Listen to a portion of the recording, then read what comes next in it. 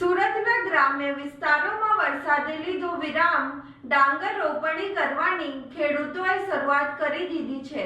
સુરત જિલ્લામાં છેલ્લા 24 કલાકથી વરસાદ બંધ રહેતા ખેડૂતોને મોટી રાહત મળી છે।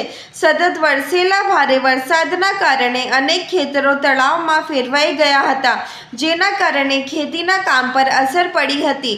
હવે હવામાનમાં સુધારો થતાં ઓલપાડ તાલુકાના વિવિધ ગામોમાં ડાંગરની રોપણીનો ધમધમાટ જોવા મળી રહ્યું છે।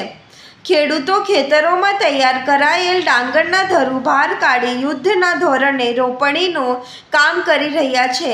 સમયસર વરસાદ બાદ મળેલા વિરામનો ખેડૂતો સંપૂર્ણ લાભ લઈ રહ્યા છે, જેથી ડાંગરની વાવણી સમયસર પૂર્ણ કરી શકાય। મેઘરાજાએ વિરામ લેતા ખેડૂતો સહિત સામાન્ય જનજીવનને પણ રાહત મળી છે।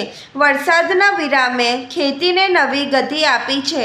હવે ખેડૂતોની નજર આગામી વરસાદના રાઉન્ડ પર છે, જેથી ડાંગરના પાકને પૂરતું પાણી મળી રહે અને સારું ઉત્પાદન મળી શકે। અમે ડાંગર રોપવા આવેલા છે ઉચ્છલ બાજુથી।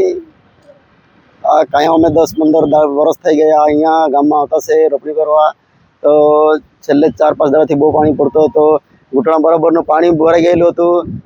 24 કલાકના અંદરમાં અત્યારે પાણી ઉતરી ગયેલું છે, પડતું નથી। તો અમારે રોપણીનું કામ ચાલુ થઈ ગયું। હવે પાકનું અડધાનું બીજાનું તો થઈ ગયેલું છે, અમારું થોડુંક રહી ગયેલું છે, એટલે છે ડૂબેલું છે, એટલે અત્યારે ખરાબ જ થઈ ગયેલું છે। જો બધા કાંઈ કાઢી નાખેલું છે ખરાબ હતું તે।